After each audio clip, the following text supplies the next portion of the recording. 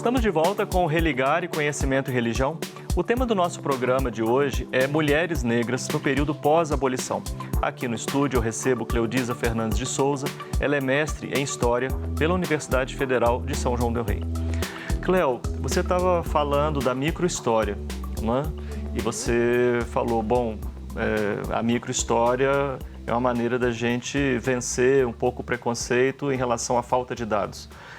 Olhando para esse microcampo, então, que você abordou, não é? O que você pôde colher, não é? Dali, considerando os objetivos do seu trabalho? Sim. Então, quais seriam as constatações, né? Sim. Mulheres de perfis variados, só que, ao mesmo tempo, com coincidências, né? Com semelhanças entre si. São mulheres que, em sua maioria, né, estavam envolvidas em crime, envolvendo a questão da defesa de honra, né? E isso perpassa, né, elas estarem envolvidas em crime envolvendo agressão, violência física, onde elas eram réis ou vítimas. Mulheres que no pós-abolição decidiram, né, ou optaram por N motivos, e não continuar permanecendo a prestar serviços para a antiga família de senhores, né, que estão empreendendo novos meios, novas formas de vida, novas formas de empregabilidade. E o que eu encontrei, né, nessa amostra, principalmente, é essa questão mesmo da defesa da honra, né? São mulheres que vão à justiça lutar por seus direitos, muitas vezes, não somente por uma questão material, mas por uma questão simbólica muito maior, né? Por exemplo, eu tenho um caso que eu posso citar como exemplo, que é o da Narcisa da Conceição. Ela é uma mulher que já no pós-abolição, ela presta serviços para um fazendeiro, né, colhendo café, e essa mulher ela acaba sofrendo uma agressão do administrador da fazenda a mando desse fazendeiro, né, como uma forma de correção, né, uma forma corretiva após essa mulher se envolver em alguns conflitos com outras trabalhadoras. Só que ela não aceita, né, e vai recorrer à justiça. Então, assim, o que isso quer dizer? Não é só uma agressão como qualquer outra, né? A gente está falando de uma ex-cativa, uma ex-escrava, que não é mais uma escrava, né, como já diz o nome, e que não aceita receber esses tratos punitivos como anteriormente. Ela não é mais uma cativa.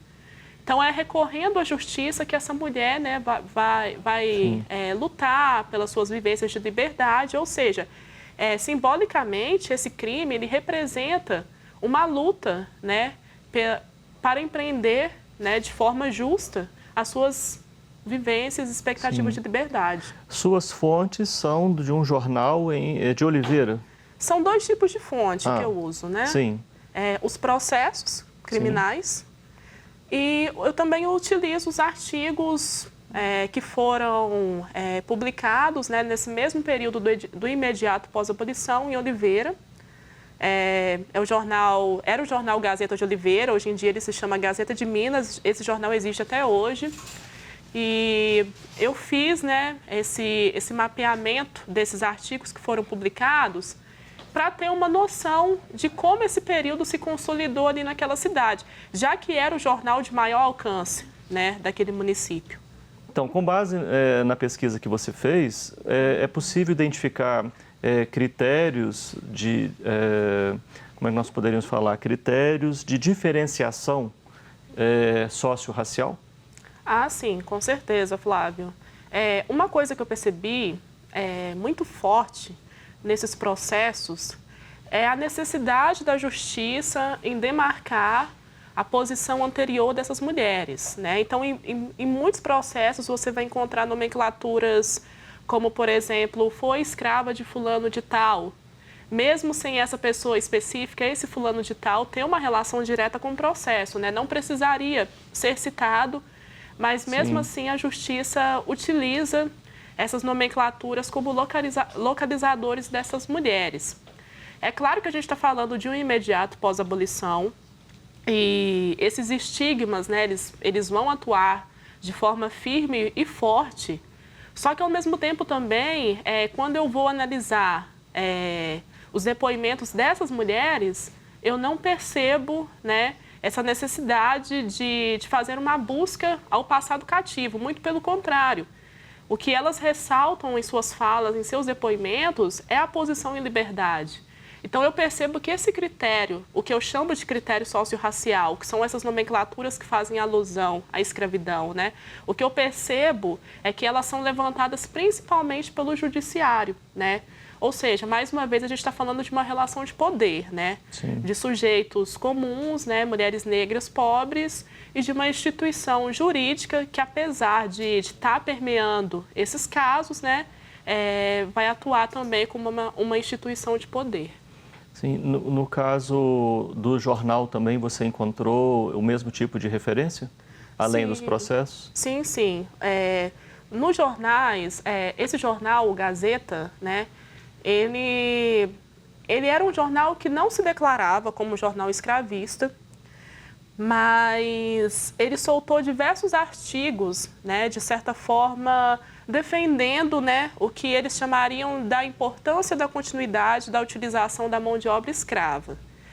E quando eu vou também de encontro artigos de cunho literário que são publicados nesse mesmo jornal, o que eu encontro também é uma carga muito pejorativa de estereótipos que são construídos sobre a mulher negra, né? Que seria a questão da sexualização, da inferiorização, né? Então, esses estereótipos, eles acabavam, de certa forma, sendo demarcados nos artigos desse periódico, desse jornal. Bom, em relação ao cotidiano, né, do trabalho dessas mulheres nesse período pós-abolição, o que é que você encontrou? Quais eram os trabalhos, não é, as atividades das mulheres? Uhum. Bom, Flávio, todas as mulheres, majoritariamente, né, dos processos que eu analisei, eram analfabetas.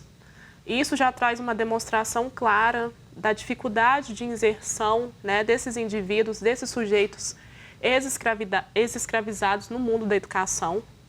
E, porventura, né, como consequência, são mulheres que vão ocupar postos informais de trabalho, que vão ganhar pouco, trabalhos, atividades que vão se conciliar, né, para a sobrevivência, como, por exemplo, atividade em lavoura, trabalho doméstico. Elas atuavam muito como costureiras, lavadeiras, cozinheiras também, né? Então, assim, são postos de má remuneração, mas são trabalhos onde essas mulheres vão encontrar, né, a sua inserção social, as suas formas de empreender, a sobrevivência não só delas, como dos seus entes familiares também. Sim. Bom, você, quando analisando o jornal, eu não sei, você encontrou o jornal abrir alguma possibilidade para a expressão do cotidiano, da vida dessas mulheres? Era preciso identificar alguma coisa a partir do jornal? Ou só a voz da elite, não é, falando sobre essas mulheres? Sim. Então, aí é que está a maior dificuldade do trabalho, né? Eu lido com dois tipos de fontes, que são fontes feitas pelas camadas elitistas, pelas instituições, que seria o judiciário e esse jornal. Então, o meu esforço foi extrair o máximo de informações das entrelinhas, né, que pudessem me trazer à tona informações sobre essas mulheres. No jornal, propriamente, eu não consigo fazer essa visualização, né? Imagino. São artigos escritos por camadas elitistas, né, que vão ter uma voz institucional. Já nos processos criminais, né, lendo os depoimentos das pessoas envolvidas, dessas mulheres, eu já consigo ter uma dimensão maior sobre o cotidiano delas. Que aí no processo você consegue encontrar mais desses elementos. Isso, né? Exatamente. E é meio contraditório, né? Porque é uma fonte que não foi feita para isso, né? Não foi feita para elucidar a trajetória dessas pessoas, mas são as fontes que nós, historiadores, conseguimos, né, para extrair informações, né, sobre as vivências dessas mulheres, desses indivíduos. Sim. Agora eu fiquei assim com uma pulguinha aqui atrás da orelha. Por que Oliveira? Então, Oliveira, na verdade, foi uma sorte de historiadora, né, que eu tive. Eu não sou de Oliveira, eu sou natural daqui de Sabará, aqui do lado de Belo Horizonte, né? E durante a graduação na Universidade Federal de São João del Rei, Eu tive acesso ao acervo, né, ao banco de dados de processos criminais, que seria o LabDoc, o Laboratório de Conservação e Pesquisa Documental dessa universidade. E eu já cheguei no arquivo com essa curiosidade de encontrar essas mulheres, né? E foi Oliveira que me deu, né? Foram exatamente esses processos que chegaram de Oliveira, foram nessas fontes em que eu encontrei, né, essas mulheres. Então, eu cheguei primeiramente com aquela sede, né, de pesquisar sobre aquele tema para cair em Oliveira posteriormente. E depois disso, eu já fui até Oliveira, gostei muito da cidade, fui muito bem recebida pelas pessoas. Então, é uma relação de afeto que eu acabei construindo, né, com a cidade em decorrência do meu trabalho. Sim. Olha, agradeço muito você ter vindo, Eu que agradeço. Aqui conversar com a gente. E sucesso na pesquisa que você está realizando agora. Obrigada, no seu Flávio. doutorado. Obrigada. O Religar é um projeto de extensão do Programa de Pós-Graduação em Ciências da Religião da PUC Minas. Conheça mais sobre as nossas atividades e cursos de graduação à distância em Ciências da Religião, especialização, mestrado e doutorado, acessando a página pucminas.br/ppgcr. Muito obrigado pela sua companhia. Semana que vem nós voltamos com mais um Religário, Conhecimento e Religião. Um abraço muito cordial. Até lá.